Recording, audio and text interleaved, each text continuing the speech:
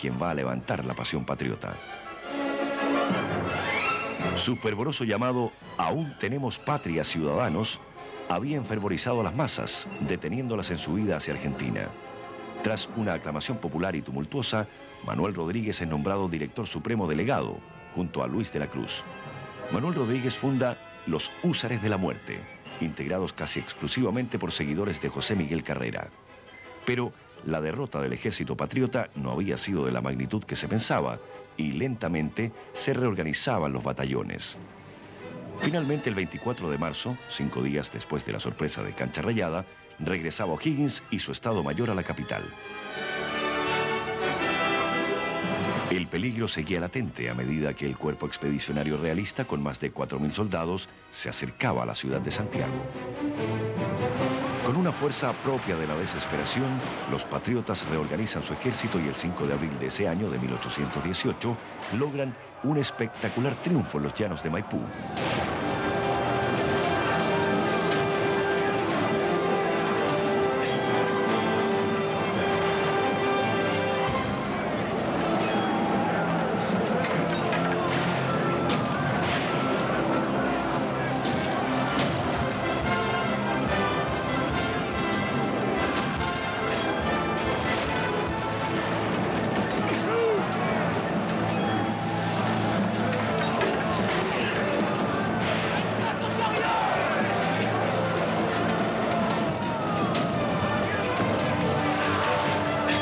Mariano Osorio abandona el campo, resistiendo hasta el final solo el coronel José Ordóñez y los últimos batallones atrincherados en las casas de la hacienda del Espejo.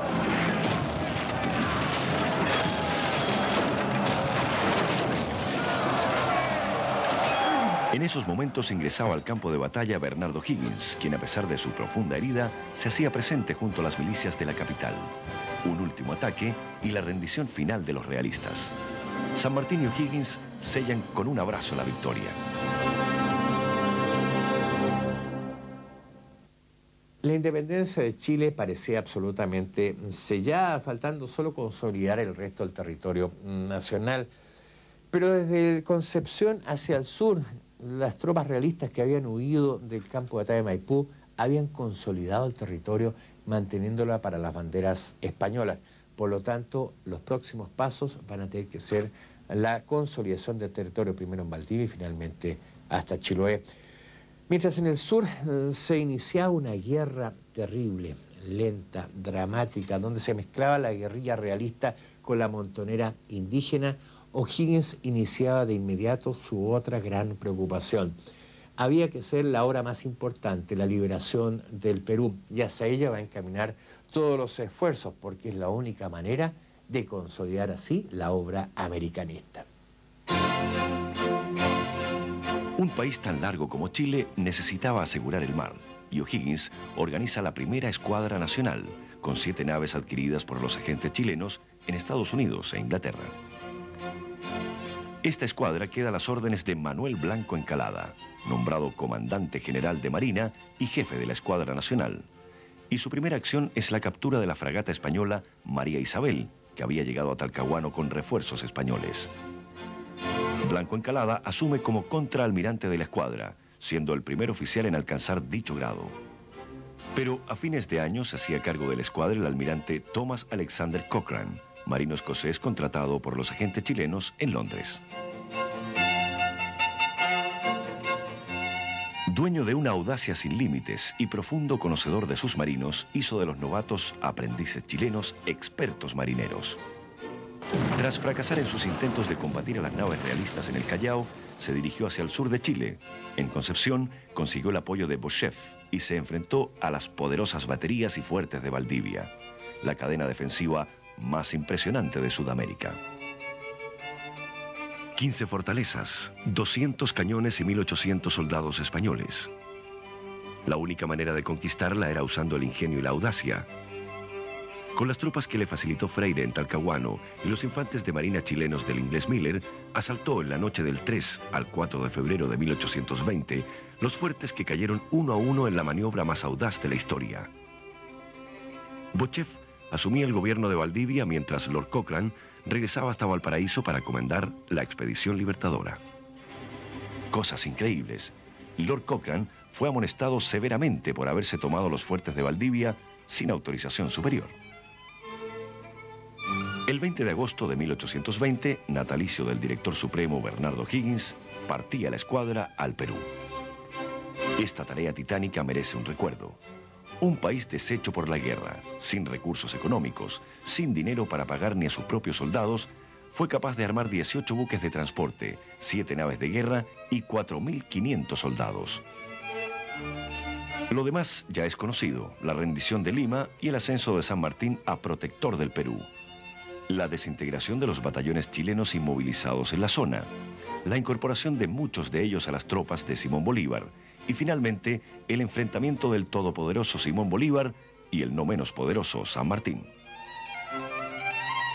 Los dos personajes se reúnen en la ciudad de Guayaquil y en una sesión secreta estos dos hombres deciden los destinos americanos.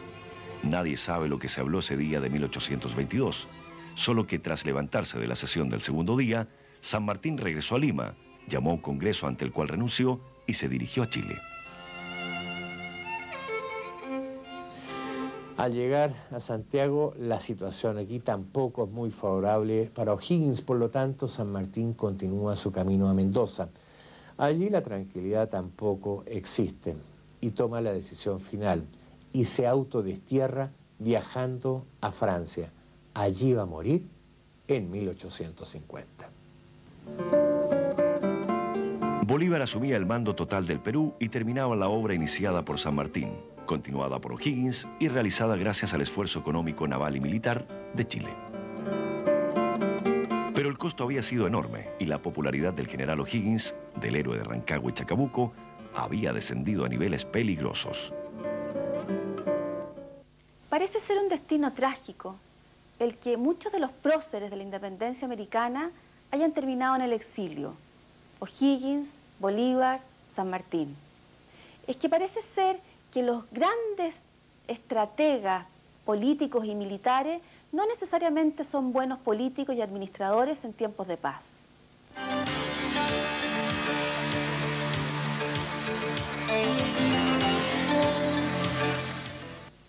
El general O'Higgins creía que leyes sabias eran capaces de cambiar a corto plazo las costumbres de los pueblos, pero ahí había nacido el fracaso, sus leyes que prohibían las riñas de gallo, las peleas, las corridas de toro y los juegos de azar.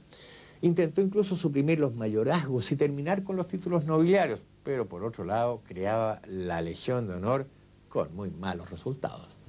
Convencido de la idea que los adelantos materiales implican la felicidad de los pueblos, va a iniciar una serie de obras importantes. Va a fundar un mercado de abastos en un basural que queda al costado oriente del puente de Calicanto. Transforma otro basural, La Cañada, en un paseo de álamos, la Alameda. Dispuso el alumbrado de las casas colocando lámparas en todas las puertas de los vecindarios y finalmente también va a fundar el cementerio general. Así como su padre, el gobernador Ambrosio O'Higgins, don Bernardo O'Higgins va a ser también un gran realizador. A estas obras materiales va a agregar la reorganización militar del país, va a agregar la gran obra americanista que va a significar la Expedición Libertadora del Perú, pero también el gran endeudamiento para el país y además una gigantesca obra legislativa. Después de la batalla de Chacabuco, don Bernardo O'Higgins es nombrado director supremo de la nación, una verdadera dictadura en el fondo.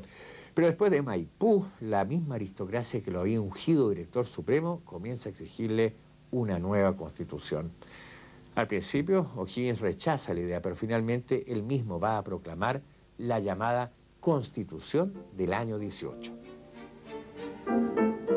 Esta constitución, entre otros detalles, entregaba al director supremo el mando indefinido de la nación, a la vez que entregaba el poder legislativo a un Senado conservador, integrado por 5 miembros propietarios y 5 suplentes.